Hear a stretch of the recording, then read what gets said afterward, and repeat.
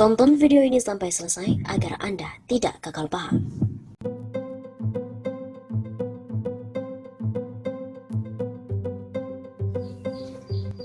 Mengerikan, penyampaian pembatalan ibadah haji telan 21 miliar rupiah. KPK ayo segera periksa Menteri Agama. Anggota Komisi 8 DPR RI Ahmad menyoroti anggaran diseminasi atau penyampaian informasi tentang pembatalan keberangkatan haji di tahun 2021 yang mencapai angka 21 miliar rupiah. Ia juga mempertanyakan urgensi pengalokasian dana sebesar itu hanya untuk mensosialisasikan terkait dengan ibadah haji tersebut. Terkait dengan diseminasi keberangkatan haji 2021, 21 miliar rupiah. Ini kan Pak Menteri sudah mengumumkan sebab pembatalan pemberangkatan haji. Saya kira seluruh jamaah haji, bahkan masyarakat Indonesia juga sudah tahu pembatalan itu. Kata Ahmad dalam rapat kerja dengan Menteri Agama Yakut Khalil Qomas di gedung DPR Jakarta pada Senin 30 Agustus kemarin. Politikus Partai Demokrat itu juga mengimbau agar anggaran tersebut bisa dialihkan untuk pengembangan SDM di seluruh pondok pesantren yang ada di tanah air.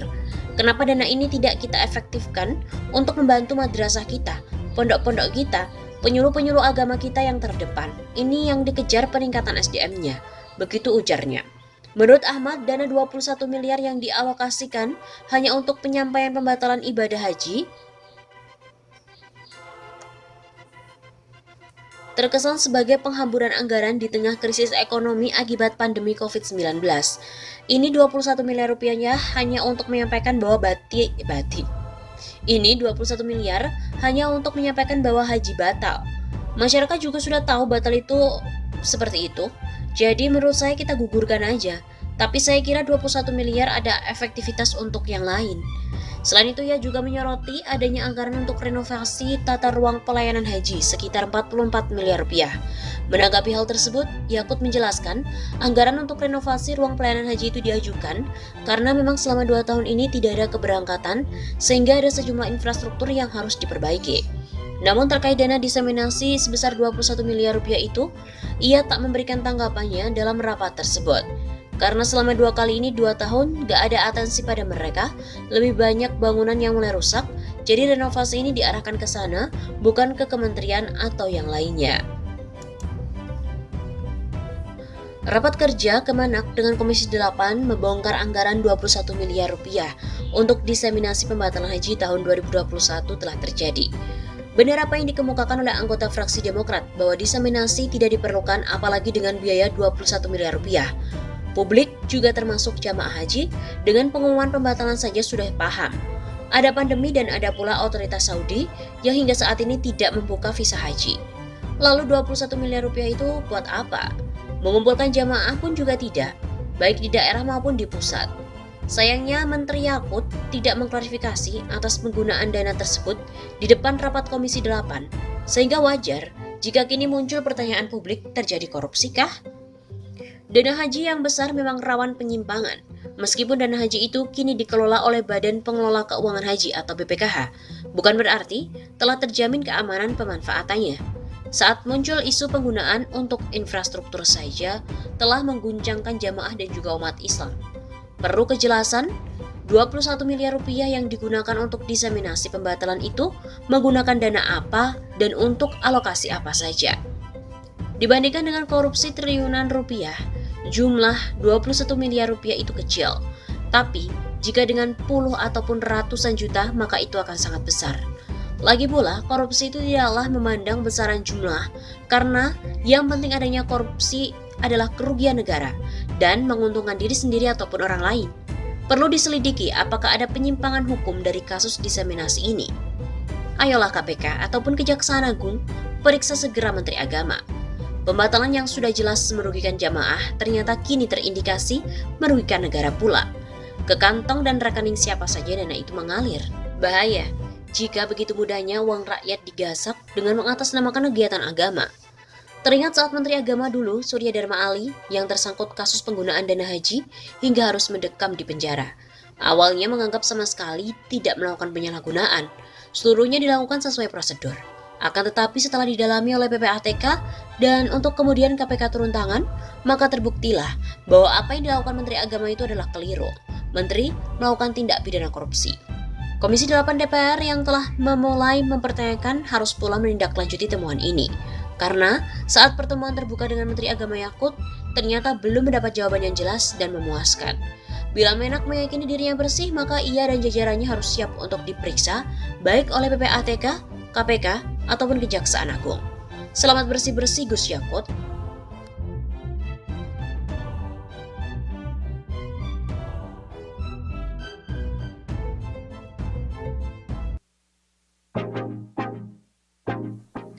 Kemanakah dana haji harus mengalir? Kerajaan Arab Saudi sudah memutuskan perihal pelaksanaan ibadah haji 1442 Hijriah tahun 2021. Kuota jemaah haji dibatasi hanya untuk 60.000 jamaah saja, yang meliputi warga Arab Saudi maupun orang asing yang sudah tinggal di Arab Saudi. Sebelumnya, pemerintah Indonesia sudah memutuskan tidak memberangkatkan jamaah haji karena saat itu belum ada kejelasan dari pemerintah Kerajaan Arab Saudi. Keputusan tersebut tertuang dalam Keputusan Menteri Agama Nomor 660 Tahun 2021. Keputusan tidak memberangkatkan jamaah haji ini menuai kritik, salah satunya dikaitkan dengan pengelolaan dana haji. Banyak yang mempertanyakan transparansi dan keamanan dana haji tersebut. Di antaranya, mantan juru bicara Presiden keempat RI, Abdurrahman Wahid alias Gus Dur, Adi Masardi memberikan usul agar dilakukan audit independen dengan menggandeng ormas-ormas keagamaan seperti NU dan juga Muhammadiyah. Atau dengan cara lain yang lebih simpel, uangnya diperlihatkan secara fisik pada masyarakat di Monas.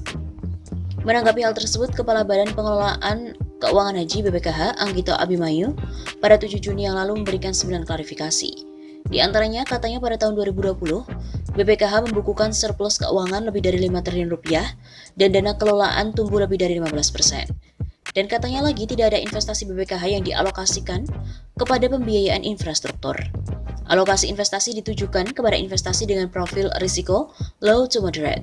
90% adalah dalam bentuk surat berharga syariah negara dan sukuk korporasi. Dari jawaban tersebut, BPKH perlu menjelaskan lebih rinci perihal di satu sisi menyatakan tidak ada pembiayaan infrastruktur, namun di sisi lain menyatakan 90% investasi dalam bentuk surat berharga syariah negara atau SBSN dan sukuk koperasi.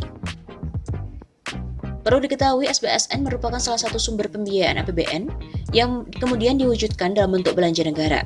Adapun anggaran infrastruktur dalam APBN 2021 telah mencapai 414 triliun rupiah, sedangkan di tahun 2020 sebesar 281 triliun rupiah. Dengan masuknya dana haji ke dalam APBN, apakah ada jaminan tidak ada yang dialokasikan untuk belanja infrastruktur? Selain SBSN, alokasi investasi lainnya adalah sukuk korporasi. Meskipun investasinya dengan profil risiko low to moderate, namun tidak ada jaminan keamanan investasi 100%. BPKH juga perlu membeberkan korporasi-korporasi yang menjadi tujuan investasi dari sukuk, sehingga publik bisa menilai tingkat keamanan investasi di korporasi tersebut. Selain itu, BPKH juga perlu menjelaskan alasan lebih memilih investasi jangka panjang dibanding jangka pendek. Hal tersebut dapat dilihat pada laporan 2020 di mana ada 3 keputusan penting, yakni 1. Menurunnya alokasi penempatan pada bank sebesar 9 triliun rupiah dari 54,2 triliun rupiah pada 2019 turun menjadi 45,2 triliun rupiah.